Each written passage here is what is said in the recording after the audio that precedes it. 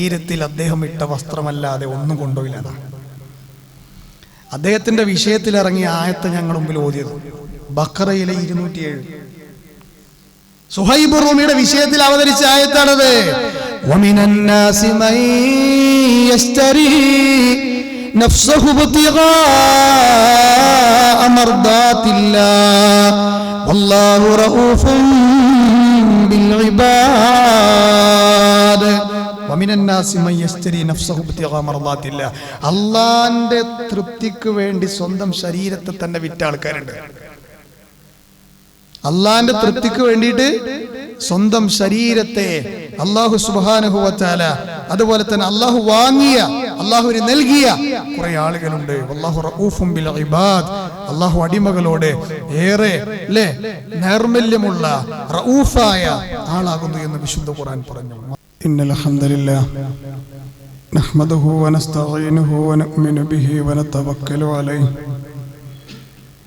ونعوذ بالله من شرور أنفسنا ومن سيئات أعمالنا من يهده الله فلا مضل له ومن يضلله فلا هادي له أشهد أن لا إله إلا الله وحده لا شريك له وأشهد أن محمدا عبده ورسوله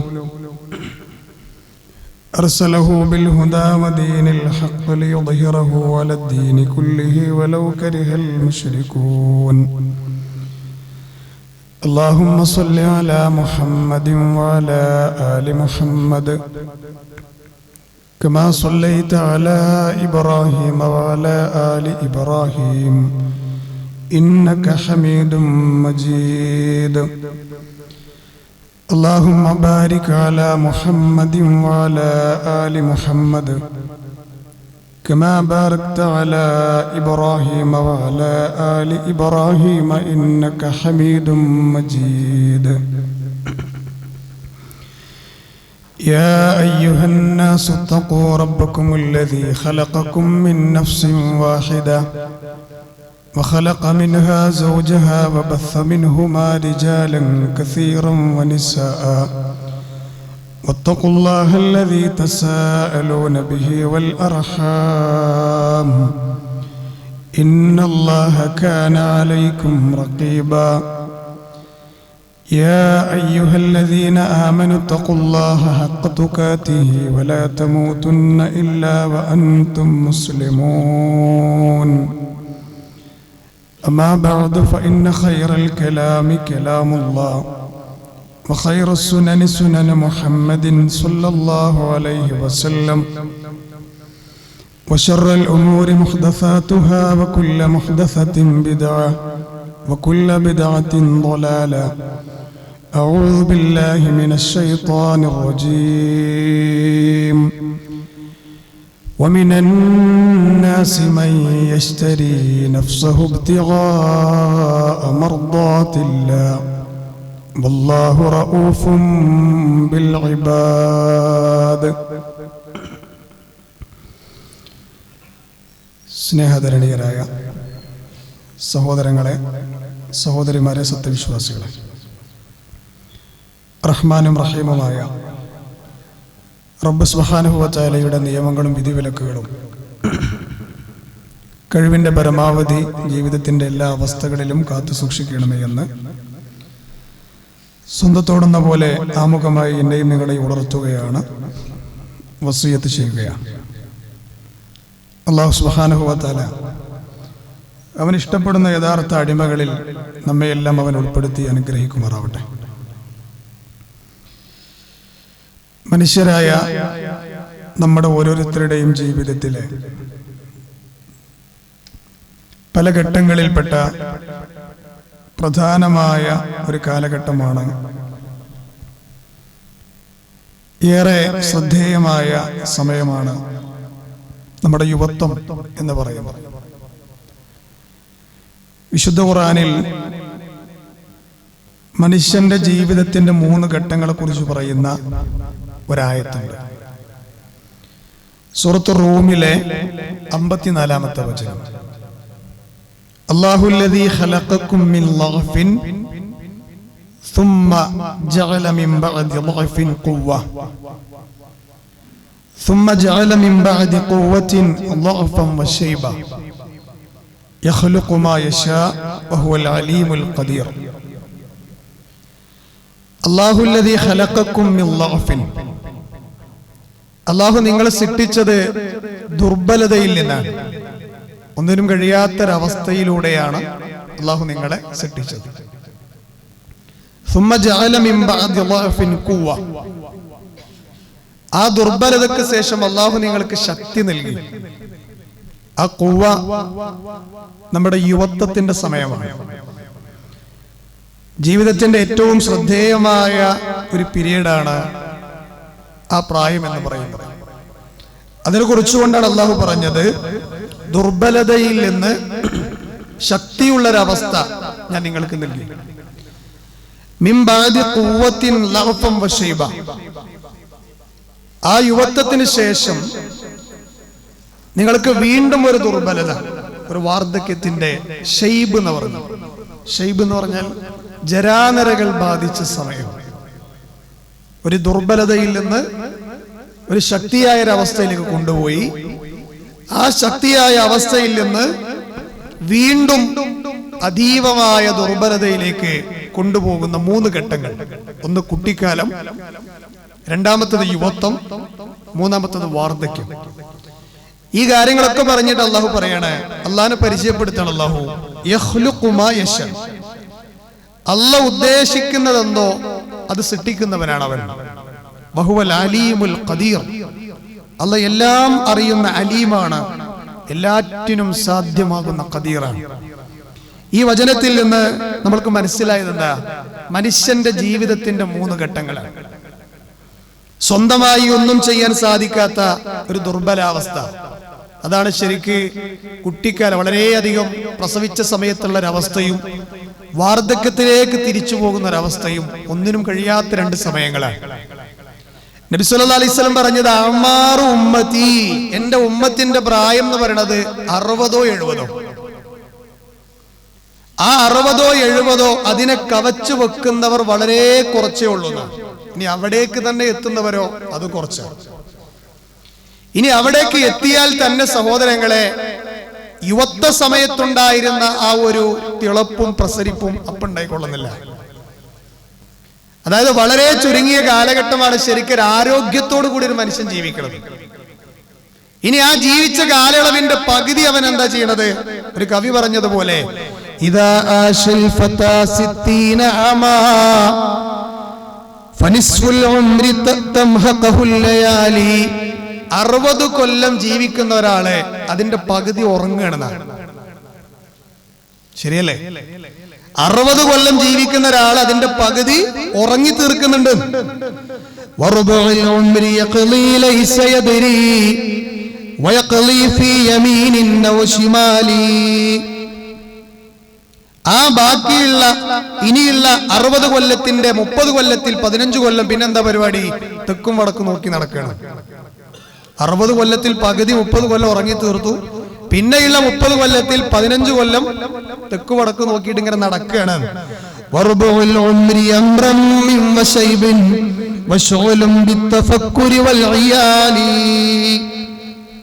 ഇനി ബാക്കി ഒരു 15 കൊല്ലുണ്ട്. അത് ജരാനരകൾ ബാധിച്ച് മരുന്ന് മണക്കുന്ന കട്ടിലുകളിൽ പ്രയാസപ്പെട്ട് ഊരവേദന, ഷുഗർ, അതുപോലെ പ്രഷർ, കൊളസ്ട്രോള് എന്നൊക്കെ പറഞ്ഞ് ഇങ്ങനെ കഴിച്ചു കൂട്ടുന്ന ഒരു കാലഘട്ടം. ഈ തിരക്കുകൾക്കിടയിലൊക്കെ അല്ലാഹു സുബ്ഹാനഹു വ തആലക്ക് മാറ്റിവെക്കാൻ എവിടെയാ നമുക്കൊക്കെ സമയം കിട്ടുന്നത്? അതാണ് പോയിന്റ്, അതാണ് അടിവരയിടേണ്ടത്. സഹോദരങ്ങളെ, ഈ 2 ദുർബലതകൾക്കിടയിലുള്ള ആ ശക്തിയുള്ള സമയമുണ്ടല്ലോ, അതാണ് അതിന് ഏറ്റവും പറ്റിയ സമയം. ആ സമയത്ത് നമ്മൾ സഹോദരങ്ങളെ, നമ്മൾ മടിയന്മാരായാൽ, നമ്മൾ നിഷ്ക്രിയരായാൽ സത്യത്തിൽ നല്ലോണം വേർക്കേണ്ടി വരും അല്ലാഹുവിന്റെ മുമ്പിൽ. നമ്മള് ഒരു സംശയം, ഞാൻ എന്റെ ഖുതുബ കഴിയുമ്പോഴേക്ക് നമുക്കത് മനസ്സിലാവുന്ന ഞാൻ വിചാരിക്കണേ. കാരണം നമ്മുടെ ആ പ്രായം എന്ന് പറയുന്നത് മനസ്സ് കൊതിക്കുന്നിടത്തേക്ക് നമ്മുടെ ശരീരം എത്തുന്ന സമയമാണ്. മനസ്സ് കൊതിക്കുന്നിടത്തേക്ക് നമ്മുടെ ശരീരം എത്തുന്ന സമയമാണ് നമ്മുടെ യുവത്വം എന്ന് പറയുന്നത്. എനിക്ക് ഇന്ന സ്ഥലത്ത് എത്തണം, ഒക്കെ പാക്ക് ചെയ്യലും പോക്കും ഒക്കെ റെഡിയാ, യാതൊരു പ്രശ്നമില്ല, കാരണം ആരോഗ്യമുണ്ട്. അത്രത്തോളം വലിയ അല്ലാഹു സുബ്ഹാനഹു വ തആല ഒരു മനുഷ്യന് നൽകിയ ഏറ്റവും വലിയ അനുഗ്രഹങ്ങളിൽ പെട്ട ഒന്നാണ് ആഫിയത്തുള്ള, തന്റേടമുള്ള, ആരോഗ്യമുള്ള ഒരു ശരീരം എന്ന് പറയുന്നത്. അല്ലാഹു നമ്മയെല്ലാം മരണം വരെ ആഫിയത്തുള്ള ശരീരം നൽകി അനുഗ്രഹിക്കുമാറാകട്ടെ. സഹോദരങ്ങളെ, മാത്രമല്ല എന്തും ഏതും സാധ്യമാകുന്ന ഒരു സമയമാണല്ലോ ആ യുവത്വം എന്ന് പറയുന്നത്. ഈ ഇരിക്കണ കൂട്ടത്തിലെ യുവത്വം കഴിഞ്ഞ ആൾക്കാരുണ്ട്. ഒരു പക്ഷെ അവരുടെ യുവത്വത്തെ ഓർത്ത് പോലും ഇപ്പൊ സങ്കടപ്പെടുന്ന ആൾക്കാരുണ്ടാവും. യുവത്വത്തിൽ ഇപ്പൊ നിൽക്കുന്ന ആൾക്കാരുണ്ടാവും. ആ ആളുകൾ എന്തിനോർത്തിന് സങ്കടപ്പെടുന്നത്? എന്റെ കുട്ടിക്കാലം, അതെന്തൊരു രസമുള്ളൊരു കാലമായിരുന്നു. എന്നിട്ട് അതിനെക്കുറിച്ച് ഇങ്ങനെ വർണ്ണിക്കുന്നത് കാണാം. ഞാൻ അവിടെ പോയി, ഇവിടെ പോയി, പ്രാരാബ്ദങ്ങളില്ലാത്തൊരു കാലഘട്ടമോ, എന്തൊരു നല്ല രസമുള്ളൊരു കാലമാണ്. അത് എപ്പോഴാലോചിക്കണേ? കുട്ടിക്കാലം കഴിഞ്ഞ് അടുത്ത സ്റ്റേജ് ആകുന്ന യുവത്വത്തിലെത്തുമ്പോഴാണ്.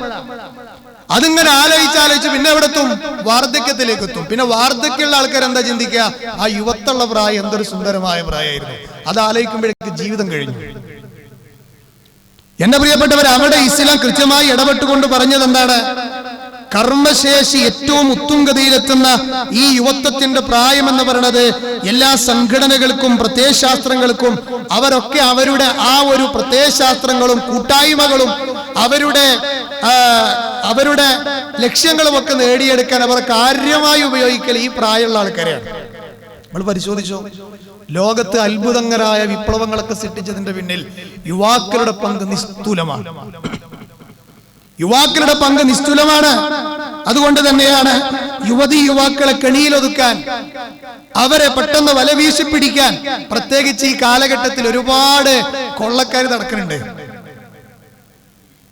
അതിലേറ്റവും കൂടുതൽ വലിയ കൊള്ളയാണ്, വലിയ വലവീശുന്ന ആളുകളാണ് ലിബറൽവാദികൾ. അതുപോലെ തന്നെ മതനിരാസത്തിന്റെ കൂട്ടായ്മകൾ, അതുപോലെ തന്നെ കൊലയാളി രാഷ്ട്രീയങ്ങൾക്ക് വേണ്ടി യുവാക്കൾ ഉപയോഗപ്പെടുത്തുന്ന രാഷ്ട്രീയ സംഘടനകൾ, അതുപോലെ തന്നെ അരാഷ്ട്രീയ ചിന്താഗതികളിലേക്ക് കൊണ്ടുപോകുന്ന വേറെ ചില ആളുകൾ, അതുപോലെ തന്നെ രാജ്യദ്രോഹികളാകുന്ന അതിലേക്ക് യുവാക്കളെ വലവീശുന്ന വേറെ കുറച്ച് ആൾക്കാർ. അതിന്റെ അപ്പുറത്ത് വലിയ കെണിയൊരുക്കി കാത്തിരിക്കുന്ന ലഹരിയുടെ ലോകം, അതോടൊപ്പം തന്നെ സാമൂഹ്യ വിരുദ്ധർ, അതോടൊപ്പം തന്നെ തീവ്രവാദികൾ. ഇവരൊക്കെ അവരുടെ ലക്ഷ്യം പ്രാപ്തമാക്കാൻ വേണ്ടി ഉപയോഗിക്കുന്നത് ആരെയാ? നേരത്തെ ഖുർആൻ സൂറത്ത് റൂമിൽ പറഞ്ഞ രണ്ട് ദുർബലതകൾക്കിടയിലുള്ള ആ ഒരു ഖുവ്വത്തിന്റെ, ആരോഗ്യത്തിന്റെ സമയമുണ്ടല്ലോ സഹോദരങ്ങളെ, അവരെയാണ് ഈ പറയപ്പെട്ട ഏത് ആളുകളും അവരുടെ ലക്ഷ്യപ്രാപ്തിക്ക് വേണ്ടി തിരഞ്ഞെടുക്കാറുള്ളത്. എന്ത് കാരണം? യുവതയുടെ ചോരത്തിളപ്പും കർമ്മോത്സുകതയുമാണ് ഇതിന് കാരണം എന്നുള്ളത് കൊണ്ടാണ്. നീ ആരടാ എന്ന് ചോദിക്കുമ്പോൾ ഞാനാണടാ എന്ന് പറയുന്ന ഒരു പ്രായമാണ് സഹോദരങ്ങളെ. ചുരുക്കി പറഞ്ഞ് നമുക്കൊക്കെ മനസ്സിലാണ് ഭാഷ പറഞ്ഞാൽ. അതുകൊണ്ട് തന്നെ നന്മക്കും തിന്മക്കും ഈ പ്രായം ഊർജവും, അതുപോലെ തന്നെ നന്മ തിന്മകൾക്ക് വേണ്ടി ഏത് രൂപത്തിൽ ഉപയോഗിക്കാൻ പറ്റിയൊരു സമയം. അതിനാൽ തന്നെ അല്ലാഹു സുബ്ഹാനഹു വ തആല ആ പ്രായത്തെ കുറിച്ച് പ്രത്യേകം പറഞ്ഞെന്താ അറിയങ്ങളെ? ആ ടൈം ഉണ്ടല്ലോ, നിങ്ങൾക്ക് ഞാൻ നൽകിയ യുവത്വത്തിന്റെ സമയം, അതിനെക്കുറിച്ചൊരു പ്രത്യേക ചോദ്യം ഉണ്ട്. എന്തിനാ അള്ളാഹു നമുക്ക് ജീവിതം തന്നത്? അള്ളാഹ് ഇഷ്ടപ്പെട്ട മാർഗത്തിലൂടെ കൊണ്ടുപോകാനാണ് അല്ലേ? ഞാന് ഈ യുവത്വം കഴിഞ്ഞ് വാർദ്ധക്യത്തിലേക്ക് കാലെടുത്ത് വെച്ച പിതാക്കന്മാരോടും മാതാക്കളൊക്കെ എന്റെ ശബ്ദം കേൾക്കുന്നുണ്ട് പറയണേ, നിങ്ങൾക്ക് അങ്ങനത്തെ പ്രായമുള്ള മക്കളുണ്ടെങ്കിൽ അവരെ നിങ്ങൾ ഈ ഖുതുബയുടെ ലക്ഷ്യം എന്താണോ ആ ലക്ഷ്യത്തിലേക്ക്, ഇത് എന്റെ വാദങ്ങളല്ല, എന്റെ അഭിപ്രായങ്ങളല്ല, എന്റെ രീതിശാസ്ത്രമല്ല, ഭൂലോകങ്ങളുടെ റബ്ബായ അള്ളാഹു നൽകിയ നിയമാവലികളാണ്. അതിലൂടെ അവരെ വഴി നടത്താൻ നമ്മൾ സന്നദ്ധരാകണം. അള്ളാഹു നമ്മുടെ മക്കളെയെല്ലാം സ്വാലിഹ്യങ്ങളാക്കുമാറാകട്ടെ. ഈ ചോദ്യങ്ങൾക്ക് ഉത്തരം പറയാതെ പരലോകത്ത് മുന്നോട്ട് പോകാൻ പറ്റില്ല. നമ്മളൊക്കെ എത്ര വട്ടം കേട്ട ഹദീസ് എന്നറിയോ? നമ്മളൊക്കെ എത്രയോ ഖുതുബകളിലും ക്ലാസ്സുകളിലും കേട്ട ഹദീസാണിത്. മഹാനായ അബ്ദുല്ലാഹി ഇബ്നു മസ്ഊദ് റിവായത്ത് ചെയ്ത ഹദീസാണ്. അതായത് 5 കാര്യങ്ങൾക്ക്, വേറെ റിവായത്തിൽ വന്നത് 4 കാര്യങ്ങൾക്ക് ഉത്തരം പറയാതെ ആദം സന്തതിയുടെ സ്റ്റെപ്പ് ഒരടി അനങ്ങൂല എന്നാണ് പരലോകത്ത് മഹ്ശറയിലെ. ആ ചോദ്യങ്ങളിൽ ഏറ്റവും പ്രധാനമായ ഒരു ചോദ്യമാണ് അല്ലേ? അതെ, നിന്റെ പ്രായം, അത് നീ എന്തിൽ വിനിയോഗിച്ചു? ബാക്കിയുള്ള കാര്യങ്ങൾ നമ്മളെ വിഷയവുമായി ബന്ധമില്ലാത്തതുകൊണ്ട്, സമയം പരിമിതമായതുകൊണ്ട് ഞാൻ അങ്ങോട്ടൊന്നും പോണില്ല. ആ 5 കാര്യങ്ങളിൽ അല്ലെങ്കിൽ 4 കാര്യങ്ങളിൽപ്പെട്ട ഒന്നാണ് നിങ്ങളുടെ പ്രായം അതിൽ എന്തിനു വേണ്ടി ചെലവഴിച്ചു എന്നുള്ളത്. അതുകൊണ്ടാണ് നമ്മുടെ മുത്ത് നബി മുഹമ്മദ് മുസ്തഫ സ്വല്ലല്ലാഹു അലൈഹി വസല്ലം പറഞ്ഞത് 5 കാര്യങ്ങൾ നിങ്ങളിലേക്ക് വരുന്നതിന്റെ മുന്നേ 5 കാര്യങ്ങൾ നിങ്ങൾ ഉപയോഗപ്പെടുത്തണം. ആ 5 കാര്യങ്ങളിൽ ഒന്ന് പറഞ്ഞത് എന്താണ്? അതെ, 5 കാര്യങ്ങളിൽ ഒന്ന് പറഞ്ഞത് വസിഹതിക എന്നാണ്. നിന്റെ ആരോഗ്യം. ആരോഗ്യമുള്ള സമയത നമ്മളെ യുവത്വത്തിന്റെ പ്രായം. ഇനി അതല്ല, അല്ലാഹ് നമുക്ക് ആരോഗ്യം നൽകിയിട്ടുണ്ടെങ്കിൽ ആ സമയം നീ രോഗിയായി ഒരു മൂലയിലേക്ക് ഒതുങ്ങുന്നതിന് മുന്നേ നിന്റെ ആരോഗ്യത്തെ നീ ഉപയോഗപ്പെടുത്തുക എന്ന് റസൂലുള്ള 5 കാര്യങ്ങളിൽപ്പെട്ട ഒന്നായിട്ട് പഠിപ്പിച്ചു. സഹോദരങ്ങളെ, വാർദ്ധക്യം വന്നെത്തി പലതും ചെയ്യാൻ കഴിയാത്ത സമയത്ത് ആരോഗ്യമുണ്ടെങ്കിൽ അങ്ങനെ ചെയ്യാമായിരുന്നു എന്ന് വിചാരിച്ച് സങ്കടപ്പെടുന്ന എത്ര ആൾക്കാരുണ്ട്? നിങ്ങൾ ഉള്ള സമയത്ത്, കഴിയുന്ന സമയത്ത് അത് ചെയ്താൽ മതിയായിരുന്നു, ഇത് ചെയ്താൽ മതിയായിരുന്നു എന്ന് ആലോചിക്കുന്ന ആളുകൾ നമ്മുടെ കൂട്ടത്തിലില്ലേ? അതുകൊണ്ടാണ് ഇമാം ഷാഫിഈയുടെ കവിതയുടെ സമാഹാരത്തിൽ നമുക്ക് കാണാം, വാർദ്ധക്യത്തിലെത്തിയ ഒരാൾ കംപ്ലൈന്റ് പറയാണ്. എന്താ കംപ്ലൈന്റ് പറയണത്? അതെ, അയാൾ പറയണത്, യുവത്വം എനിക്ക് ഒരു പ്രാവശ്യം കൂടി തിരിച്ചു കിട്ടിയിരുന്നെങ്കിൽ ഈ വാർദ്ധക്യം എന്നിലുണ്ടാക്കിയ ഒരുപാട് കുറവുകളും പ്രയാസങ്ങളും ഞാൻ ആ യുവത്വത്തോട് ഏറ്റേറ്റു പറയുമായിരുന്നു. സത്യത്തിൽ അത് സംഭവിക്കൂല, പക്ഷെ മനുഷ്യർ അങ്ങനെ ചിന്തിച്ചു പോകുന്നൊരു സമയമാണ്. അതുകൊണ്ട് ക്രിയാത്മകമായി നമ്മുടെ സമയത്തെ, നമ്മുടെ ജീവിതത്തിന്റെ അവസ്ഥകളെ അല്ലാഹ്ക്ക് വേണ്ടി ഒരു പരിധി സമയം, ഞാൻ കഴിഞ്ഞ ഖുത്ബയിലും പറഞ്ഞ തന്നെയാണ്, നമ്മൾ അതിന് സമയം കണ്ടെത്തിയില്ലെങ്കിലേ നമ്മളെ ഖബറിലും നമ്മളെ തുടർന്ന് അങ്ങോട്ടുള്ള പ്രയാണത്തിലും എന്തായിരിക്കും നമ്മുടെ അവസ്ഥ എന്ന് ആലോചിച്ച് നോക്കി. അത് നിങ്ങൾ എപ്പോഴും ചിന്തിച്ചിട്ടുണ്ടോ? എന്തെല്ലാം കാര്യത്തിന് നമ്മൾ സമയം ഷെഡ്യൂൾ ചെയ്യുന്നുണ്ടല്ലേ? പക്ഷെ എന്തുകൊണ്ടാണ് സഹോദരങ്ങളെ ഇത്ര സമയം എന്റെ ഈ ഭൗതിക കാര്യങ്ങൾക്കൊക്കെ പുറമെ ഇത്ര സമയം എനിക്ക് അള്ളാന്റെ മാർഗത്തിലേക്കുള്ളതാണ്? അല്ലെങ്കിൽ നമ്മളൊന്ന് ആലോചിച്ച് നോക്കണേ, നമ്മൾക്ക് എത്ര തിരക്കുള്ള ആൾക്കാരാണെങ്കിലും സഹോദരങ്ങളെ, നമുക്കൊരു അത്യാവശ്യം ഒരു ഹോസ്പിറ്റൽ കേസ് വന്നാലേ പകരം നമ്മളെ ചെയർക്ക് ഒരാളെ കയറ്റിയിട്ട് നമ്മൾ ആ രംഗത്തേക്ക് പോകൂലേ? ഇനി അതല്ല, വേറെ ഏതെങ്കിലും അത്യാവശ്യ യാത്ര വന്നാലേ നമ്മൾ അവിടെ അങ്ങോട്ട് പാകപ്പെടുത്തിയ സമയങ്ങളൊക്കെ ഷെഡ്യൂൾ ചെയ്തിട്ട് നമ്മൾ അവിടെ ആ ഷെഡ്യൂൾ ചെയ്ത യാത്രക്ക് പോകൂലേ? ഇങ്ങനെ എന്തെല്ലാം നമ്മൾ വിചാരിച്ച് നടക്കാത്തെന്താ? എന്തേ ദീനീപരമായ രംഗത്തേക്ക് നമ്മളെ സമയം ഇങ്ങോട്ട് വരാത്തത്? സഹോദരങ്ങൾ, അല്ലാഹ് ചോദിക്കുന്നു പറഞ്ഞാൽ എന്തിനെ കുറിച്ചാ ചോദിക്കുക? അള്ളാന്റെ മാർഗത്തിൽ നീ നിന്റെ സമയം എത്ര ചെലവഴിച്ചു എന്നല്ലേ? അതുകൊണ്ട് നാളെ ചില ആൾക്കാര് നരകത്തിൽ കടന്ന് ഇങ്ങനെ എരിയുമ്പോ അല്ലാഹു സുബ്ഹാനഹു വ തആലയോട് അവർ ആവശ്യപ്പെടുന്നത് ഒന്ന് മാത്രം, അല്ലാഹുവേ, ഈ നരകത്തിൽ നിന്ന് ഞങ്ങളെ നീ ഒന്ന് പുറത്തിടുകയാണെങ്കിൽ ഞങ്ങൾ നഷ്ടപ്പെടുത്തിയ നന്മകൾ നമ്മൾ ചെയ്ത് തിരിച്ചു വരാം.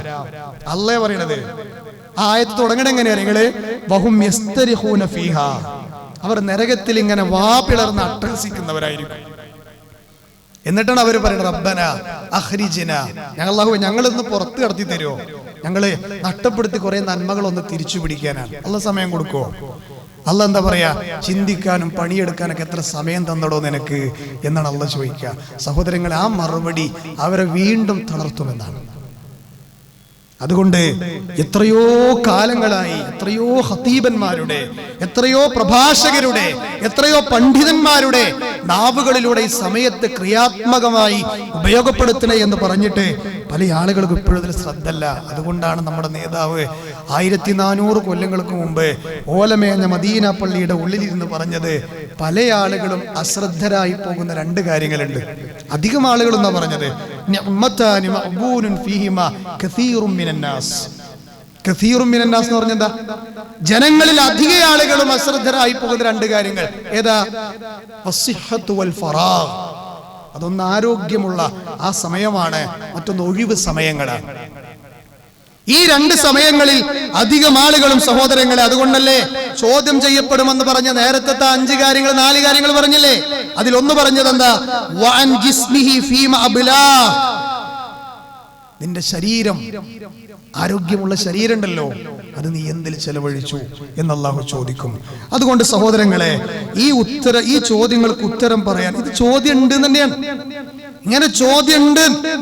ഈ ചോദ്യം വരും സഹോദരങ്ങളെ, നമ്മളൊരു PSC എക്സാമിന് പോവുകയാണെങ്കിൽ ഈ ചോദ്യം വരുമെന്ന് ഒരു മുന്നേ നമുക്കൊരു അറിവ് കിട്ടിയാൽ നമ്മൾ അതിനു വേണ്ടി ഒരുങ്ങൂലേ? കാരണം എന്താ? അത് എന്റെ ജീവിതത്തിന്റെ മുന്നോട്ടുള്ള ജീവിത പദ്ധതിക്കുള്ള വലിയൊരു മൈഷത്തിന്റെ മാർഗം. അല്ലെങ്കിൽ ഒരു ഇന്റർവ്യൂ ഉണ്ട്, ഇന്ന ചോദ്യങ്ങളൊക്കെ വരുന്നു പറഞ്ഞ് നമ്മൾ ഒരുങ്ങൂലേ? അള്ളാഹിന്റെ പരലോകത്തിൽ അല്ലാഹു സുബ്ഹാനഹു വ തആലയുടെ പ്രവാചകൻ പറയണേ, അല്ല ഇന്ന കാര്യങ്ങളൊക്കെ ഇങ്ങോട്ട് ചോദിക്കൂട്ടോ, ഒരുങ്ങിക്കോ എന്നല്ലേ ഇന്ന് മനസ്സിലാവണേ. പക്ഷെ നമ്മൾ എന്തുകൊണ്ടാണ് സഹോദരങ്ങളെ പല ആളുകളും അതിലേക്ക് ഒരു ശ്രദ്ധ കൊടുക്കാതെ അത്ഭുതപ്പെട്ടു പോവുകയാണ്. പല ആളുകൾ ഇപ്പോഴും അശ്രദ്ധരായിക്കൊണ്ട് ഭൗതികതയുടെ പിന്നാലെ മാത്രം, അവർക്കൊരു ജുമാന്റെ അപ്പുറത്തൊന്നുമില്ല. സങ്കടം കൊണ്ട് പറയാം, സത്യം വല്ലാഹി ജുമാന്റെ അപ്പുറത്തൊന്നുമില്ല. സഹോദരങ്ങളെ, എന്നാണ് നമ്മുടെ കണ്ണ് തുറക്കുക? നമുക്ക് മരിക്കണ്ടേ? ഖബറുണ്ടെന്ന് വിശ്വസിക്കുന്നവരല്ലേ, അവിടെ ചോദ്യമുണ്ടെന്ന് വിശ്വസിക്കുന്നവരല്ലേ നമ്മൾ. അതുകൊണ്ട് കുറച്ചൊക്കെ ഒന്ന് നമ്മൾ സാധാരണ പറയുന്ന പോലെ ഒന്ന് സടകുടഞ്ഞ് എഴുന്നേക്കുന്നത് നല്ലതാ. നിങ്ങൾക്കറിയോ, നാളെ പരലോകത്ത് അർശിന്റെ തണല് കിട്ടുന്ന 7 വിഭാഗം. അതെങ്ങനെ പറയണമെന്ന് നിങ്ങള്? ഖബറിന്ന് എണീറ്റിട്ട് പരലോകത്തേക്ക് ചെല്ലുന്ന സമയമുണ്ട്. വില പിടിപ്പുള്ള ഗോതമ്പ് മാവ് കൊണ്ട് കുഴച്ചെടുത്ത റൊട്ടി പോലെ ആയിരിക്കും ഭൂമിന. അത്ര ക്ലിയറായി അല്ലെ, ക്രിസ്റ്റൽ ആയിട്ടുള്ള ഒരു ഭൂമിയിലാണ് നമ്മൾ എന്താ പറയാ ഒരുമിച്ച് കൂടാ. അന്ന് സൂര്യനെ ഒരു ചാണകലെ, വേറെ വായത്തിൽ വന്നത് കണ്ണിൽ സുർമ എഴുതുന്ന കോലില്ലേ, അത്ര ഉയരത്തിൽ സൂര്യനെ കൊണ്ടുവരുമെന്നാണ്. വിയർപ്പിൽ മുങ്ങിക്കുളിച്ച് അല്ലെ, ചൂടിൽ നിന്നും തണുപ്പെന്നൊക്കെ നമ്മളെ രക്ഷ പ്രാപിക്കാൻ വേണ്ടി ഇടുന്ന വസ്ത്രം പോലും ഇല്ലാതെ, ചാരി നിൽക്കാൻ ഒരു തൂണില്ല, ഇരിക്കാൻ ഒരു ചെയറില്ല, 50,000 കൊല്ലാന്ന ഒരു ദിവസം. ആ ദിവസത്തിന്റെ ആ പരലോക കോടതിയിലെ അല്ല 7 വിഭാഗത്തിന് അവന്റെ മഹത്തായ അർശിന്റെ തണൽ നൽകുമെന്ന് മുഹമ്മദ് മുസ്തഫ സ്വല്ലല്ലാഹു അലൈഹി വസല്ലം പറഞ്ഞു. അതിൽ ഒന്നാരങ്ങള്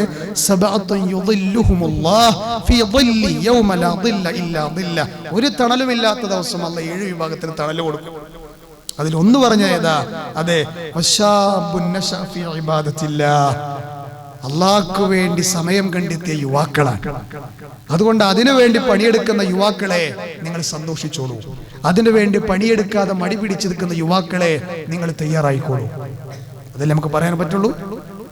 സഹോദരങ്ങളെ, അള്ളാഹ്ക്ക് വേണ്ടി ബാങ്ക് കൊടുത്ത പള്ളി പോണൊരു യുവത്വം, ദഅവ രംഗത്ത് ഇറങ്ങുന്ന ഒരു യുവത്വം, അള്ളാഹ്ക്ക് വേണ്ടി സമയം. സഹോദരങ്ങൾ, അള്ളാഹിന്റെ മാർഗത്ത് പണിയെടുത്ത് ഏതെങ്കിലും വീട്ടിൽ ആൾക്കാർ പട്ടിണി നടന്ന് കിട്ടുന്നത് നമുക്ക് തോന്നുകയാണ്. പക്ഷെ നമ്മൾ ദുനിയാവിന്റെ പിന്നാലെ മാത്രം പോയ റസൂൽ പറഞ്ഞെന്താ പറയുക, ഓൾക്ക് കിട്ടിയൊന്നും മതിയാവൂല, ഓല് കിട്ടിയതൊന്നും മതിയാവില്ല, ദാരിദ്ര്യം തീരില്ല. എന്നാൽ അള്ളാഹുവിന്റെ മാർഗത്തിൽ സമയം കണ്ടെത്തി അതിലൂടെ അള്ളാഹ് അവർക്ക് കൊടുക്കുന്ന, അവർ ചെയ്യുന്ന കിട്ടുന്ന സമയത്തിൽ മഈശത്തിന് വേണ്ടി അധ്വാനിച്ച് കിട്ടുന്ന സമ്പത്തുണ്ടല്ലോ, അതിന് ബറക്കത്തുണ്ടാവും. ഇതാരാ പറഞ്ഞത്? വഹയിലൂടെ മാത്രം ദീന് സംസാരിച്ച നമ്മുടെ നേതാവ് മുഹമ്മദ് മുസ്തഫ സല്ലല്ലാഹു അലൈഹി വസല്ലമയാണ്. സഹോദരങ്ങൾ, അതുകൊണ്ട് യൗവനകാലം ഭാസുരമാക്കിയാൽ വാർദ്ധക്യത്തിൽ ഒരു പക്ഷെ പരിപൂർണമായിട്ട് സൈഡായാലും പോയിന്റ് അടിവരട്ടുള്ളൂ. ചിലപ്പോൾ അടുത്ത ആഴ്ച നമ്മൾ ഇങ്ങനെ കണ്ടോളന്നില്ല, മനുഷ്യന്റെ കാര്യമാണ്. അതുകൊണ്ടാണ് പറയണത്, സഹോദരങ്ങളെ, യുവത്വത്തിന്റെ സമയം കാര്യമാത്ര പ്രസക്തമായ രൂപത്തിൽ ഉപയോഗപ്പെടുത്തിയാൽ ഇൻഷാ അല്ലാഹ് വാർദ്ധക്യ സമയത്ത് നിങ്ങൾ മൂലയിൽ ഒരു വാർദ്ധക്യത്തോടുകൂടി പ്രയാസപ്പെട്ട് ഒതുങ്ങിയാലും വാർദ്ധക്യത്തിൽ നിങ്ങൾ ചെയ്ത പണിയുടെ അധ്വാനത്തിന്റെ ഫലങ്ങൾക്ക് നിങ്ങൾ ഒരു മൂലക കടന്നാലും തരുന്നാണ് പറഞ്ഞത്. അത്ര വലിയ പ്രാധാന്യമുള്ള സമയമാണ് ആ പ്രായം എന്ന് പറയുന്നത്. നിങ്ങൾക്കറിയില്ലേ, നിങ്ങൾ ചരിത്രത്തിലേക്ക് മെല്ലെ മടങ്ങി നോക്കുകയാണ്, പെട്ടെന്ന് ചില കാര്യങ്ങൾ നമുക്ക് ഓടിച്ചു പോവാം. യൗവനത്തിന്റെ യൗവനകാലം ഉപയോഗപ്പെടുത്തിയ എത്രയെത്ര നല്ല നല്ല മനുഷ്യർ നമുക്ക് മുന്നേ കടന്നുപോയി. അതിലെടുത്തു പറയേണ്ട ഒരാളാണ് ആരെന്നറിയങ്ങള് അല്ലേ? ജീവിതത്തിന്റെ എല്ലാ രംഗത്തും അള്ളാഹ് കൊടുക്കേണ്ട നല്ല സർട്ടിഫിക്കറ്റുകളൊക്കെ ദുനിയാവിൽ തന്നെ കൊടുത്ത മഹാനായ പ്രവാചകനാണ് ഖലീലുല്ലാഹി ഇബ്രാഹിം നബി അലൈഹിസ്സലാം. ഇബ്രാഹിം നബി അലൈഹി സ്വലാത്തു വസ്സലാമയുടെ ചരിത്രം വായിക്കുന്ന ഭാഗത്ത് കാണാം, തൗഹീദിന് വേണ്ടി നിലകൊണ്ട ഒരു മഹാപ്രവാചകൻ, ഒരു മഹാപ്രവാചകൻ. ഇതേ കുറിച്ച് ഖുർആൻ പറഞ്ഞില്ലേ, ഖദ് കാനത് ലക്കും ഉസ്വത്തുൻ ഹസന, ഉസ്വത്തുൻ ഹസനത്തുൻ ഫീ ഇബ്രാഹിം വല്ലദീന മഅഹു, ഖദ് കാനത് ലക്കും ഉസ്വത്തുൻ ഹസനത്തുൻ ഫീ ഇബ്രാഹിം. നമ്മുടെ ഹബീബായ പ്രവാചകനെ കുറിച്ച് ഖുർആൻ പറഞ്ഞില്ലേ, ലഖദ് കാന ലക്കും ഫീ റസൂലില്ലാഹി ഉസ്വത്തുൻ ഹസന. ഇബ്രാഹിം നബിയെ കുറിച്ച് പറഞ്ഞെന്താ, ഖദ് കാനത് ലക്കും ഉസ്വത്തുൻ ഹസനത്തുൻ ഫീ ഇബ്രാഹിം വല്ലദീന മഅഹു. ഇബ്രാഹിം നബിയിൽ നിങ്ങൾക്ക് ഉദാത്തമായ റോൾ മോഡലുണ്ട്, ഉത്തമമായ മാതൃകയുണ്ട്. അദ്ദേഹത്തിൽ വിശ്വസിച്ചവരും അദ്ദേഹത്തിന്റെ കൂടെയുള്ളവരിലും വിശുദ്ധ ഖുർആൻ പറയാണ്, ആ ഇബ്രാഹിം നബി അലൈഹി സ്വലാം പ്രബോധന രംഗത്ത് സജീവമാകുമ്പോൾ അദ്ദേഹം ഒരു യുവാവായിരുന്നു, ഒരു യൂത്തായിരുന്നു, ഒരു യൂത്തിന്റെ സമയമുള്ള അവസ്ഥയായിരുന്നു അല്ലേ? നാട്ടിലുള്ള ആളുകളെല്ലാം ശിർക്കിന് വേണ്ടി പണിയെടുത്തപ്പോ തൗഹീദിന് വേണ്ടി നിലകൊണ്ട പ്രവാചകൻ, നിങ്ങൾക്കറിയില്ലേ, ഹിക്മത്തോടു കൂടി ദഅവത്ത് ചെയ്ത പ്രവാചകനാണ് അദ്ദേഹം.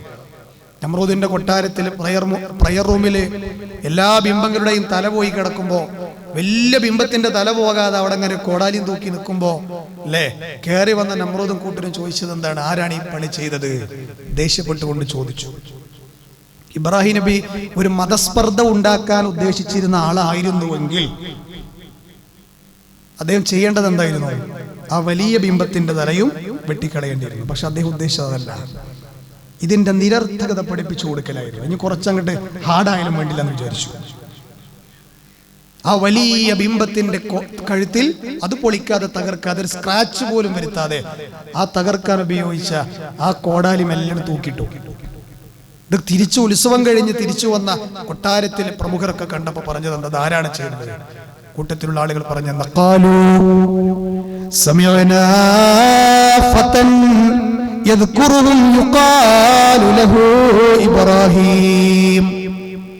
ആളുകളൊക്കെ പറഞ്ഞു, ഇത് ചെയ്തത് ഞങ്ങൾ കേട്ടത് ഫത്തൻ, ഒരു യുവാവാണ്. ഫത്തൻ എന്ന് പറഞ്ഞാൽ ഇബ്നു കസീർ അതിന് കൊടുത്ത വിശദീകരണം ഐ ഷാബൻ എന്നാണ്.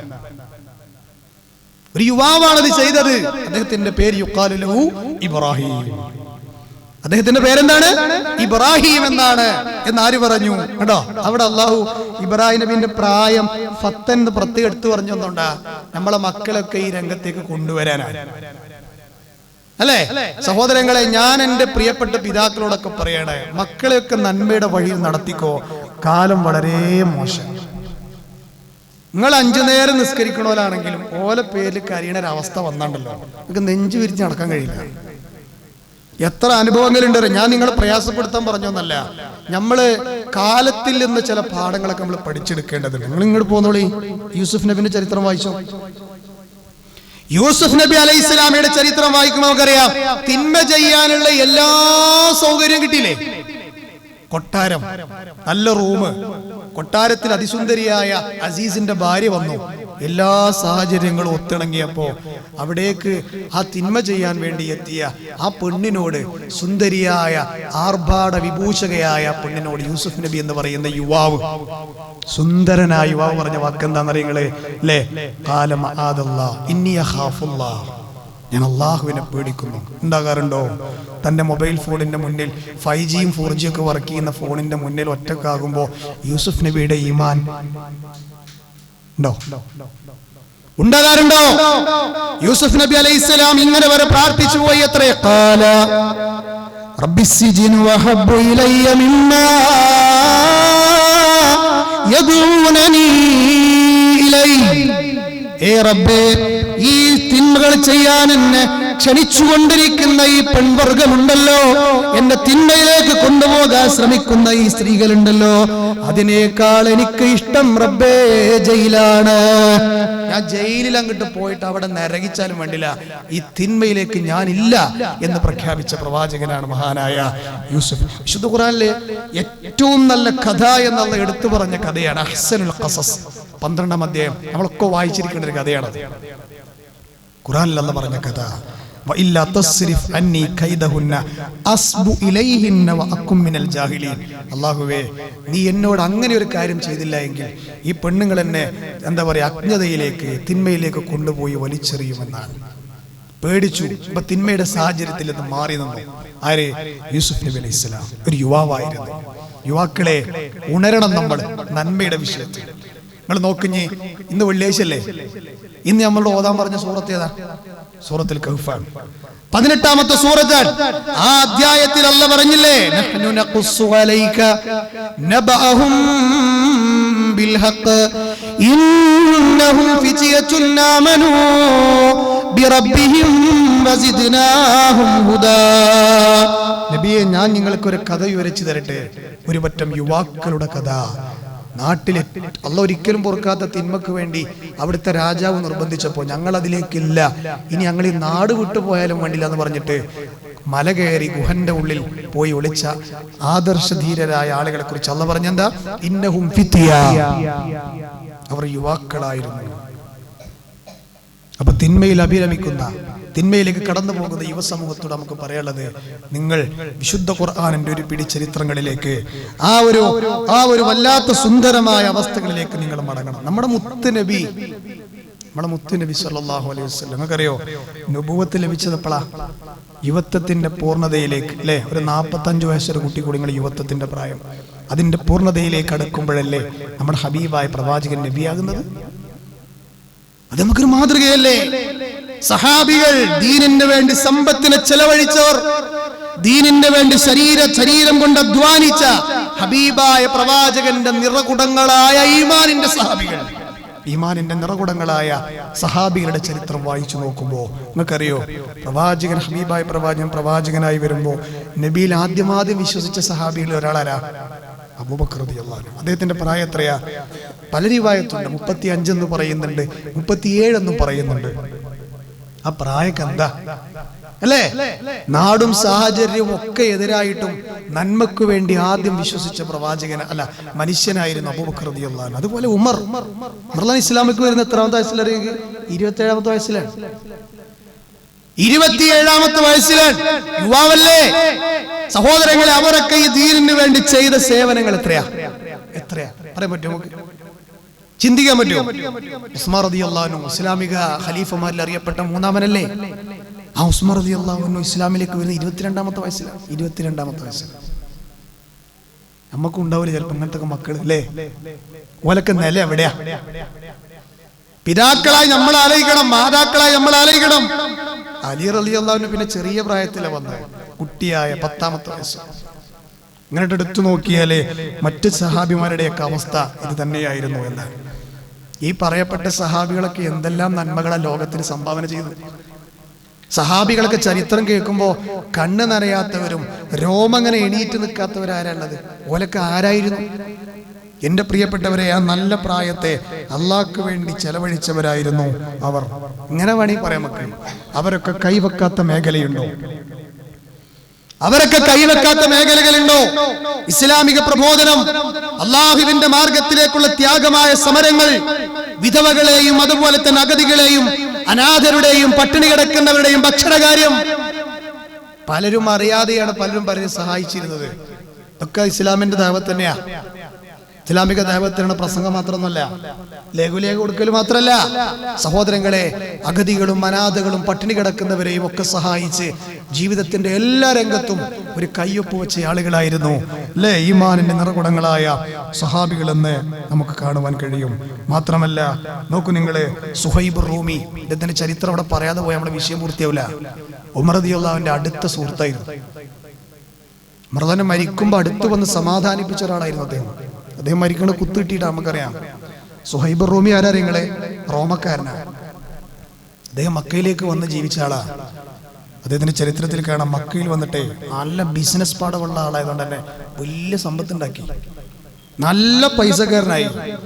അങ്ങനെ ഇടക്കാലത്ത് മക്കയിൽ നിന്ന് മദീനയിലേക്ക് ഹിജറ പോകേണ്ട ഒരു അവസ്ഥ വന്നു മുസ്ലിങ്ങൾക്ക്, നമുക്കറിയാം. ആ അവസ്ഥയില് മഹാനായ സുഹൈബ് റൂമിയെ തടഞ്ഞു വെച്ച് മക്കയിലെ ഖുറൈശികൾ പറഞ്ഞു, ഇത്രേ ഒരടി മുന്നോട്ട് പോകണമെങ്കിൽ മക്കത്ത് നിന്ന് നീ ഉണ്ടാക്കിയ എല്ലാ സമ്പത്തും ഇവിടെ ഇട്ട് പോടാം, അല്ലാതെ നന്നോട് വിടൂല എന്നാ പറഞ്ഞത്. സുഹൈബ് റൂമി കഠിനാധ്വാനം ചെയ്ത് വിയർപ്പൊഴുക്കി ഹാർഡ് വർക്ക് ചെയ്തുണ്ടാക്കിയ സകല സമ്പത്തും അതാണോ അള്ളാഹുവിന്റെ മാർഗത്തിലേക്ക് പോകാൻ തടസ്സമെങ്കിൽ എനിക്കത് വേണ്ട എന്ന് പറഞ്ഞു. ആരെ? സുഹൈബ് റൂമി. എന്നിട്ട് അന്തസ്സായിട്ട് ആൺകുട്ടിയായിട്ട് എങ്ങനെ പോയതറിയങ്ങള്? ശരീരത്തിൽ അദ്ദേഹം ഇട്ട വസ്ത്രമല്ലാതെ ഒന്നും കൊണ്ടുപോയില്ല. അദ്ദേഹത്തിന്റെ വിഷയത്തിൽ ഇറങ്ങിയ ആയത്ത് ഞങ്ങൾ മുമ്പിൽ ഓതിയത് ബഖറയിലെ 207. സുഹൈബ് റൂമിയുടെ വിഷയത്തിൽ അവതരിച്ച ആയത്താണത്. വമിനൻ നാസി മൻ യസ്തരി നഫ്സഹു ഇബ്തിഗാഅ മർദാത്തില്ലാഹ് വല്ലാഹു റഊഫുൻ ബിൽ ഇബാദ്. വമിനൻ നാസി മൻ യസ്തരി നഫ്സഹു ഇബ്തിഗാഅ മർദാത്തില്ലാഹ്. അല്ലാഹുവിന്റെ തൃപ്തിക്ക് വേണ്ടി സ്വന്തം ശരീരത്തെ തന്നെ വിറ്റ ആൾക്കാരുണ്ട്. അള്ളാന്റെ തൃപ്തിക്ക് വേണ്ടിയിട്ട് സ്വന്തം ശരീരത്തെ അല്ലാഹു സുബ്ഹാനഹു വ തആല അതുപോലെ തന്നെ അള്ളാഹു വാങ്ങിയ, അള്ളാഹുവിന് നൽകിയ കുറെ ആളുകളുണ്ട്. വല്ലാഹു റഊഫും ബിൽ ഇബാദ്. അള്ളാഹു അടിമകളോട് ഏറെ നൈർമല്യമുള്ള റഊഫായ ആളാകുന്നു എന്ന് വിശുദ്ധ ഖുർആൻ പറഞ്ഞു. മാത്രമല്ല വിശുദ്ധ ഖുർആൻ ഇങ്ങനെയും പറഞ്ഞു, ഇന്നല്ലാഹ ഇശ്തറാ മിനൽ മുഅ്മിനീൻ. നമ്മളെ കുറിച്ച് പറയാൻ, സഹാബികളെ മാത്രമല്ല, സഹാബികളും മുഅ്മിനീങ്ങൾ തന്നെയാ, പക്ഷെ നമ്മളെയും അല്ലാഹു കൂട്ടി പറഞ്ഞു, ഇന്നല്ലാഹ ഇശ്തറാ മിനൽ മുഅ്മിനീന അൻഫുസഹും വഅംവാലഹും ബിഅന്ന ലഹുമുൽ ജന്ന.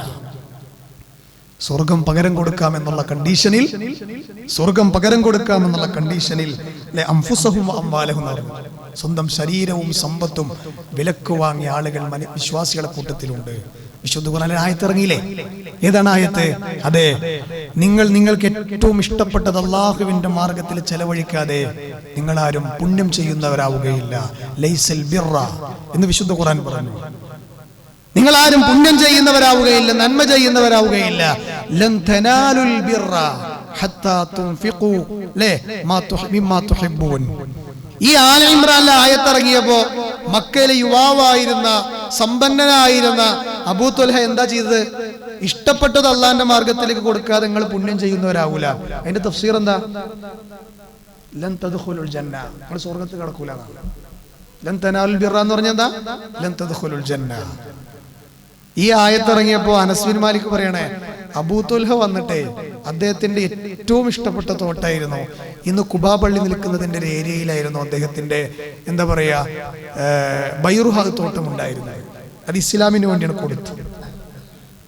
നബിയെ, എനിക്ക് ഏറ്റവും റസൂല ചോദിക്കാറുണ്ട്, താനെ എടാ അബൂ ത്വൽഹ, ഞാൻ നിന്റെ തോട്ടത്തിലൊന്ന് കയറിയിട്ട് പരമാവധി സന്തോഷിച്ച് അതായത് നിന്റെ തോട്ടത്തിലൂടെയൊക്കെ ഒന്ന് യാത്ര ചെയ്ത് ഇങ്ങനെ പോന്നോട്ടെ എന്നൊക്കെ ചോദിക്കാറുണ്ടെന്നാണ്. അത്ര ആരും കൊതിക്കുന്ന ബൈറുഹ തോട്ടം ഖുർആനിലെ ആയത്തിറങ്ങിയപ്പോൾ അതിന്റെ മുമ്പിലാണ് കീഴടങ്ങുകയാണ്. സഹോദരങ്ങളെ, ഇതൊക്കെ നമ്മുടെ മുമ്പിലുള്ള മാതൃകയാണ്. അതുപോലെ സഅദ് ബിൻ മുആദ് മദീനയിലെ അൻസാരിയാണ്. ബനു അഷ്അൽ എന്ന് പറയുന്ന വലിയ ഗോത്രം ഇസ്ലാമിലേക്ക് വരാൻ കാരണക്കാരനായ സഹാബിയാണ് അദ്ദേഹം. അതുകൊണ്ടേ ഈ ഖുതുബ കഴിഞ്ഞിട്ട് യുവാക്കളെ കണ്ണു തോറിയണില്ലേ, നമ്മളെ കാര്യം ഭയങ്കര കഷ്ടം തന്നെയാണ്. ചിലപ്പോൾ എപ്പോഴും ഇങ്ങനത്തെ ഉപദേശങ്ങളും നിർദ്ദേശങ്ങളൊന്നും കിട്ടിക്കൊള്ളുന്നില്ല. ജീവിതത്തിൽ ചില ഉണർത്തുപാട്ടുകളായി ചില കാര്യങ്ങളൊക്കെ ചിലരിൽ നമുക്ക് കിട്ടും. അത് ചിലപ്പോൾ രോഗങ്ങളായിട്ടായിരിക്കും, ചിലപ്പോൾ ആക്സിഡന്റ് ആയിട്ട് രക്ഷപ്പെട്ടിട്ടായിരിക്കും, ചിലപ്പോൾ ഒരു ഖതീബിന്റെ വായിൽ നിന്നായിരിക്കും. ഇതൊന്നും കേട്ടിട്ട് നമ്മൾ ഉണരണില്ലെങ്കിലേ അള്ളാഹു നമുക്ക് തൗഫീഖ് നൽകിയിട്ടില്ല എന്ന് കൂട്ടിയാൽ മതി. ആരെങ്കിലും ഈ സഅദ് ബിൻ മുആദ് അറിയോ? അദ്ദേഹം 30-ാമത്തെ വയസ്സിൽ ഇസ്ലാമിലേക്ക് വന്ന് 30-ാമത്തെ വയസ്സിൽ ഇസ്ലാമിലേക്ക് വന്നിട്ട് 37-ാമത്തെ വയസ്സിൽ ഇസ്ലാം ലോകത്തിന് വിട പറഞ്ഞു പോയ ആളാണ്. വളരെ ചുരുങ്ങിയ കൊല്ലം അദ്ദേഹം ഇസ്ലാമിൽ ഉണ്ടായിട്ടുള്ളൂ. യുവാവായിരുന്നു. പക്ഷെ അദ്ദേഹം മരിച്ചപ്പോ അള്ളാഹുവിന്റെ റസൂൽ എന്താ പറഞ്ഞത്? ഇഹ്തസ്സ അർശുർ റഹ്മാൻ ലിമൗതി സഅദ് ബിൻ മുആദ്. സുബ്ഹാനല്ലാഹ്. ഒന്ന് ആലോചിച്ച് നോക്കണേ, സഅദ് ബിൻ മുആദ് മരിച്ചപ്പോ അള്ളാന്റെ അർശ് കുലുങ്ങി. 7 കൊല്ലത്തെ സർവീസ് മാത്രം ഇസ്ലാമിലുള്ള മനുഷ്യന്റെ അവസ്ഥയാണ് ഈ പറയുന്നത്. തീർന്നോ? അദ്ദേഹത്തിന്റെ മയ്യത്ത് ബഖീയിലേക്ക് കൊണ്ടുപോകുമ്പോൾ റസൂൽ പറഞ്ഞു 70,000 മലക്കുകൾ അദ്ദേഹത്തിന്റെ മയ്യത്തിന്റെ കൂടെ. 70,000 മലക്കുകൾ. ഈ 70,000 മലക്കുകളെ കുറിച്ച് എന്താ നമ്മുടെ മുത്തുനബി പറഞ്ഞേ? ഇന്ന് വരെ ഭൂമിയിലേക്ക് കാലുകുത്താത്ത മലക്കുകളാണ്. ഇത്രയും കൂടി പറഞ്ഞു. എന്ത്? ഖബറിൽ ഏതൊരാളെ കൊണ്ടുപോയി വെച്ചാലും അവർക്കൊരു ലഗത്തുണ്ട്, ഖബറിൽ ഒരു ഇടുക്കമുണ്ട്.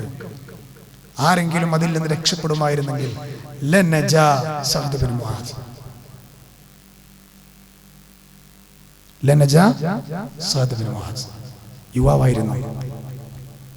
യുവാക്കളെ രാഷ്ട്രീയത്തിന്റെ പിന്നാലെ, ലഹരിയുടെ പിന്നാലെ, തോന്നിവാസത്തിന്റെ, അതിരുവിട്ട ലൈംഗികതയുടെ, അരാജകത്വങ്ങളുടെ, ലിബറലിസത്തിന്റെ, മതനിരാസത്തിന്റെ, ഭൗതികവാദങ്ങളുടെ പിന്നാലെ കടന്നു പോകുമ്പോൾ ഒരു മിനിറ്റ് നീ ആലോചിക്കണം, അള്ളാഹ് നിന്നെ സൃഷ്ടിച്ചത് എന്തിനാണ്? സമയം കഴിഞ്ഞുകൊണ്ടിരിക്കുകയാണ് സുഹൃത്തെ. നാളെയാകാം, മറ്റന്നാളാകുന്ന പകരം നീ ഇവിടെ ഉണ്ടാവുന്ന എന്തോറപ്പ്? എത്രയോ ആളുകൾ മരണ വാർത്ത കേട്ടുകൊണ്ടിരിക്കുന്ന ആൾക്കാരല്ലേ നമ്മൾ. അതുകൊണ്ട് സഹോദരങ്ങളെ, ഈ സഅദ് ബിൻ മുആദ് അദ്ദേഹത്തെ കുറിച്ച് സുലങ്ങര കൂടി പറഞ്ഞു, നാളെ അദ്ദേഹത്തിന് സ്വർഗത്തിൽ അള്ളാഹു പ്രത്യേകം ഒരു കർച്ചീഫ് ഒരുക്കി വെച്ചിട്ടുണ്ട്. ആർക്കും അത് കൊടുക്കൂല, അത് സഅദിന് മാത്രമുള്ളതാണ്. ഇങ്ങനൊക്കെ ഓഫറുകൾ പറയാൻ മാത്രം ജീവിതത്തെ വിമലീകരിച്ച മഹാരഥന്മാരായിരുന്ന സഹോദരങ്ങളെ നോക്കൂ നിങ്ങൾ. ആരെ? ഇസ്ലാമിലേക്ക് കടന്നു വന്ന നമ്മുടെ മുൻഗാമികളായ സലഫുകളായ യുവാക്കളായിരുന്ന ഇസ്ലാമിന്റെ ആൺകുട്ടികളായിരുന്ന സഹാബികൾ. അവരിൽ നിന്ന് പാഠം ഉൾക്കൊണ്ട് ജീവിതത്തിൽ നിന്ന് എന്തെങ്കിലുമൊക്കെ തിരുത്താണ്ടെങ്കിൽ തിരുത്തുമെന്നുള്ള നീയത്തോടെ ഇന്ന് ഖുത്ബ കഴിഞ്ഞ് ഇറങ്ങിപ്പോകാൻ നമുക്ക് കഴിയണം. അള്ളാഹു നമുക്കെല്ലാം ഈമാൻ നൽകി അനുഗ്രഹിക്കുമാറാകട്ടെ.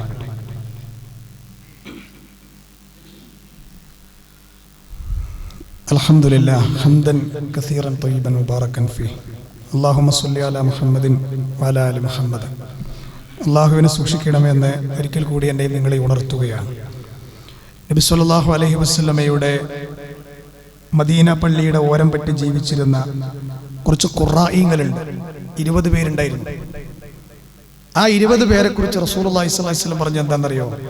അത്തൈന റസൂലുള്ളാഹി സ്വല്ലല്ലാഹു അലൈഹി വസല്ലം വനഹ്നു ശബബത്തുൻ മുതഖാരിബുൻ. ഈ 20 പേരും യുവാക്കളായിരുന്നു. ഈ 20 പേരും ആരാണ് ഈ ഖുറാഇങ്ങൾ അറിയുന്നത്?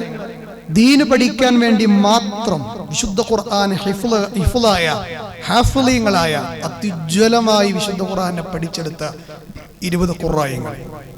ഈ ഖുറാഇങ്ങളാണ് ആര് കൊന്നത്? നിങ്ങൾ കേട്ടിട്ടുണ്ടാവും ചിലപ്പോ അല്ലേ?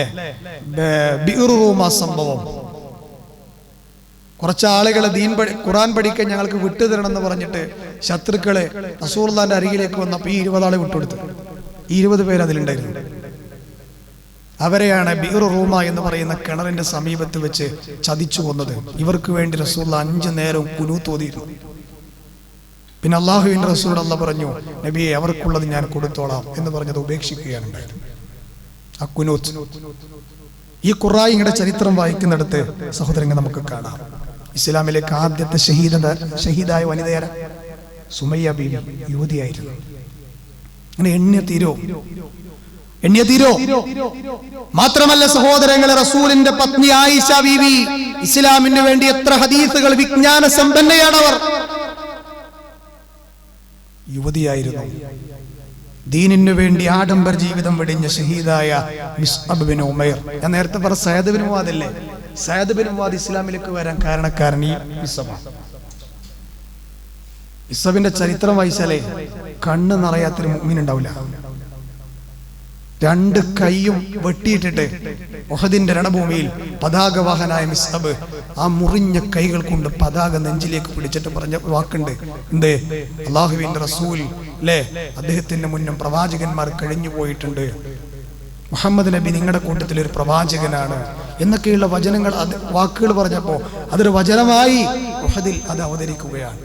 നിങ്ങൾക്കറിയോ, സുന്ദരനായിരുന്ന മിസ്അബ് ഷഹീദാകുമ്പോ അദ്ദേഹത്തിന്റെ തല ശത്രുക്കൾ ചവിട്ടിയിട്ട് മണൽക്കൂനയിലേക്ക് ചവിട്ടി താഴ്ത്തിയിരുന്നു എന്നാണ്. മറിച്ചിട്ട് നോക്കിയപ്പോൾ മിസ്അബാണ്. മിസ്അബിന്റെ രക്തം പുരണ്ട മുഖത്ത് മണലുകൾ ഒട്ടിക്കിടക്കുന്നു. അത് കോരിപ്പിടിച്ചിട്ട് റസൂൽ പറഞ്ഞു, മിസ്അബേ, നീ എത്ര വലിയ ഭാഗ്യവാനായിരുന്നു, നീ മക്കയിൽ എത്ര വലിയ സുന്ദരനായിരുന്നു. ആ താങ്കളാണല്ലോ ഈ ഒരവസ്ഥയിൽ ഇവിടെ വന്ന് കിടക്കുന്നത് എന്ന് മഹാനായ നബി സല്ലല്ലാഹു അലൈഹി വസല്ലമ അദ്ദേഹത്തെ നോക്കി കരഞ്ഞിട്ടുണ്ട്. അവരൊക്കെ പോയത് എങ്ങോട്ടറിയങ്ങള്? നമ്മളൊക്കെ ഏറെ ആഗ്രഹിക്കേണ്ടുന്ന സ്വർഗത്തിലേക്കാണ്. അതിൽ അടിയുറച്ച വിശ്വാസം ഉണ്ടെങ്കിൽ അതിനുവേണ്ടി പണിയെടുത്തിരിക്കും. വിശ്വാസം കുറഞ്ഞാലോ അതിനനുസരിച്ചുള്ള പണി കുറയും എന്നാണ് നമ്മൾ മനസ്സിലാക്കേണ്ടത്. മാത്രമല്ല, ഒരാളെ കൂടി ഞാൻ നിങ്ങളുടെ ശ്രദ്ധയിലേക്ക് പെടുത്തുകയാണ്. ഇവരൊക്കെ പറയുമ്പോൾ നമുക്ക് ആവേശമാണ്. ആരാണത്? താബിഈയായ ഉഖബത്ത് ബിൻ നാഫിഅ റഹിമഹുല്ലാഹ്. അദ്ദേഹത്തിന്റെ ചരിത്രത്തിൽ നമുക്ക് കാണാം 22ാമത്തെ വയസ്സ്. അദ്ദേഹത്തിന്റെ പേര് നിങ്ങൾ മറക്കരുത്. താബിഈയായ ഉഖബത്ത് ബിൻ നാഫിഅ. 22ാമത്തെ വയസ്സിലെ ആഫ്രിക്കയിലേക്ക് ദഅവത്തിന് പോയി. അറ്റ്ലാന്റിക് സമുദ്രത്തിന്റെ തീരത്ത് നിന്ന് അദ്ദേഹം പറഞ്ഞൊരു വാക്ക് ചരിത്രത്തിൽ കാണാം. അറ്റ്ലാന്റിക് സമുദ്രത്തിന്റെ തീരത്ത് നിന്ന് മഹാനായ ഉഖബത്ത് ബിൻ നാഫിഅ പറയുകയാണ്, വല്ലാഹി ലൗ അഅലമു അന്ന വറാഅ ഹാദൽ ബഹരി അർദാ ലഖുൽതുൽ ബഹരി ബിഫറസി ഹത്താ ഉഗ്ലിയ അലൈഹാ കലിമത ലാ ഇലാഹ ഇല്ലല്ലാഹ്. സുബ്ഹാനല്ലാഹ്. ഇദ്ദേഹത്തെ നിങ്ങൾ മറക്കരുത്, ഉഖബത്ത് ബിൻ നാഫിനെ മറക്കരുത്. അദ്ദേഹം പറഞ്ഞു എന്താണ്? അല്ലാഹുവാണ് സത്യം, ഈ കടലിന്റെ അപ്പുറത്ത് ഒരു നാടുണ്ടെന്ന് ഞാൻ അറിഞ്ഞിരുന്നുവെങ്കിൽ, അറ്റ്ലാന്റിക് സമുദ്രത്തിന്റെ ആ ബീച്ച് ഏരിയയിൽ നിന്നിട്ട് അദ്ദേഹം പറഞ്ഞ വാക്കാണ്, ഇതിന്റെ അപ്പുറത്തൊരു നാടുണ്ടെന്ന് ഞാൻ അറിഞ്ഞിരുന്നെങ്കിൽ ആ നാട്ടിലേക്ക് ലാ ഇലാഹ ഇല്ലല്ലാഹ് എന്ന വാക്ക് ഉയർത്തുവാനായി എൻ്റെ കുതിരയെ കടലിലൂടെ ഓടിച്ചുകൊണ്ടാണെങ്കിലും ഞാൻ കടന്നു പോകുമെന്ന് പറഞ്ഞ ഉഖബത്ത് ബിൻ നാഫി ഉമർ, ഇവരാണ് നമുക്കുള്ള മാതൃകയും ഊർജവും. ഈ മാതൃക ഉൾക്കൊണ്ടുകൊണ്ട് നമ്മുടെ യൗവനം ബാസുരമാക്കാൻ സഹോദരങ്ങളെ നമ്മൾ ശ്രമിക്കുക. എന്തൊക്കെയാണ് യുവത്വത്തിന്റെ കടമകൾ, ബാധ്യതകൾ എന്ന് നമ്മൾ പഠിച്ചെടുക്കുക. അതിലേക്കുള്ള വെളിച്ചം വീശുന്ന ഒരു സമ്മേളനമാണ് ഇൻഷാ അല്ലാഹ് മറ്റന്നാൾ നടക്കാൻ പോകുന്ന മലപ്പുറത്ത്. ആരെങ്കിലും ഇനിയും അതിലേക്ക് ചേരാൻ ബാക്കിയുണ്ടെങ്കിൽ ഇവിടെ നിന്ന് പുറപ്പെടുന്ന വാഹനത്തിൽ നിങ്ങളുടെ സ്വർഗത്തിനു വേണ്ടി, നിങ്ങളുടെ പരലോകത്തിനു വേണ്ടി നിങ്ങൾ അതിൽ ചേരണേ എന്ന് മാത്രം ഞാൻ സാന്ദർഭികമായി, യുവത്വം നിർവചിക്കപ്പെടുന്നു എന്നുള്ള ശ്രദ്ധേയമായ ഇപ്പോഴത്തെ യുവാക്കളുടെ ഇടയിലുള്ള എല്ലാ പ്രശ്നങ്ങളെയും കണ്ടറിഞ്ഞ് അവർക്കുള്ള മോട്ടിവേഷനുകളായി, ഇസ്ലാമിൻ്റെ തൗഹീദുകളായി, ഇസ്ലാമിൻ്റെ സംസ്കാരങ്ങളായി പഠിപ്പിച്ചു കൊടുക്കുന്ന വിവിധ സെഷനുകൾ അവിടെയുണ്ട്. സാന്ദർഭികമായി നിങ്ങളുടെ കൂട്ടത്തിൽ പരിചയത്തിൽ ആരെങ്കിലും ഉണ്ടെങ്കിൽ അവിടേക്ക് പോകാൻ നിങ്ങൾ തയ്യാറാകണം. ഇനിയും ചില കാരണങ്ങൾ, ഭൗതിക കാരണങ്ങൾ പറഞ്ഞ് മാറി നിൽക്കുന്നവരുണ്ടെങ്കിൽ അവർക്ക് ഇന്നത്തെ സഹാബിമാരുടെ ചരിത്രങ്ങൾ പാഠമാകട്ടെ എന്ന് മാത്രം ഞാൻ ഉണർത്തുകയാണ് ഈ വൈകിയ വേളയിൽ. അല്ലാഹു സുബ്ഹാനഹു വ തആല നമ്മയെല്ലാം നാളെ അവന്റെ ജന്നാത്തുൻ നഈമിൽ ഒരുമിച്ച് കൂട്ടി അനുഗ്രഹിക്കുമാറാകട്ടെ. താങ്ങാൻ കഴിയാത്ത വലിയ വലിയ പരീക്ഷണങ്ങളിൽ നിന്നും സാമ്പത്തിക കെടുതികളിൽ നിന്നും അല്ലാഹു നമ്മയെല്ലാം കാത്തുരക്ഷിക്കുമാറാകട്ടെ. നമ്മുടെ പള്ളിയിൽ വരുന്ന ഒരു ആദർശ സുഹൃത്തിന്റെ മാതാവ് ഏതാനും ദിവസങ്ങളായി ഹോസ്പിറ്റലിൽ ചെറിയ പ്രയാസത്തിലാണെന്നറിയാൻ കഴിഞ്ഞു. അള്ളാഹു ആ മാതാവിൻ്റെ പ്രയാസങ്ങൾ, രോഗം ശിഫയാക്കി അള്ളാഹു സുബ്ഹാനഹു വ തആല എത്രയും പെട്ടെന്ന് അവരെ ആരോഗ്യമുള്ള സന്തോഷകരമായ ജീവിതത്തിലേക്ക് കൊണ്ടുവരുമാറാകട്ടെ. അത്തരം പരീക്ഷണങ്ങളിൽ നിന്ന് അള്ളാഹു നമ്മെ കാത്തുരക്ഷിക്കുമാറാകട്ടെ. ഏത് സമയത്ത് അള്ളാഹുവിൻ്റെ വിളിക്കുത്തരം നൽകി മരിക്കേണ്ടി വന്നാലും ലാ ഇലാഹ ഇല്ലല്ലാഹ് എന്ന് ഉച്ചരിച്ച് യഥാർത്ഥ വിശ്വാസിയായി അള്ളാഹുവിനെ കണ്ടുമുട്ടുന്ന ഭാഗ്യവന്മാരിൽ, ഭാഗ്യവതികളിൽ അള്ളാഹു നമ്മെ ഉൾപ്പെടുത്തുമാറാകട്ടെ. ഈ പുതിയ കാലഘട്ടത്തിൽ നമ്മുടെ കുടുംബത്തെ നോക്കി, ആദർശത്തെ നോക്കി, നമ്മുടെ മക്കളിലേക്ക്, നമ്മളിലേക്കൊക്കെ കടന്നു വരുന്ന ഒരുപാട് പലതരം ഫിത്നകളുണ്ട്. അള്ളാഹു എല്ലാ ഫിത്നകളിൽ നിന്നും നമ്മെയും നമ്മുടെ കുടുംബത്തെയും ബന്ധപ്പെട്ടവരെയും കാത്തുരക്ഷിക്കുമാറാകട്ടെ. നമ്മെ നോക്കി കടന്നു വരുന്ന എല്ലാ മുസീബത്തുകളെയും അള്ളാഹു നമ്മിൽ നിന്ന് തിരിച്ചു വിടുമാറാകട്ടെ. അതുപോലെ തന്നെ നമ്മളിൽ നിന്ന് വിട പറഞ്ഞു പോയ നമ്മുടെ മാതാപിതാക്കൾ, ബന്ധുമിത്രാദികൾ, ആദർശ സഹോദരി സഹോദരങ്ങൾ, പണ്ഡിതന്മാർ, ഉസ്താദന്മാർ, അള്ളാഹു അവരുടെ എല്ലാം ഖബറിടം സ്വർഗ്ഗതുല്യമാക്കി കൊടുക്കുമാറാകട്ടെ. മഗ്ഫിറത്തും റഹ്മത്തും നൽകുമാറാകട്ടെ. അല്ലാഹുമ്മ ഗ്ഫിർ ലിൽ മുഅ്മിനീന വൽ മുഅ്മിനാത്ത് വൽ മുസ്ലിമീന വൽ മുസ്ലിമാത്ത് അൽ അഹ്യാഇ മിൻഹും വൽ അംവാത്ത് ഇന്നക മുജീബു ദഅവാതി യാ ഖാദിയൽ ഹാജാത്ത്. അല്ലാഹുമ്മ അഇസ്സൽ ഇസ്ലാമ വൽ മുസ്ലിമീൻ وأذل الشرك والمشركين. اللهم أجرنا من النار، اللهم أجرنا من النار، اللهم أجرنا من النار. ربنا تقبل منا إنك أنت السميع العليم وتب علينا إنك أنت التواب الرحيم. ربنا آتنا في الدنيا حسنة وفي الآخرة حسنة وقنا عذاب النار. آمين آمين برحمتك يا أرحم الراحمين.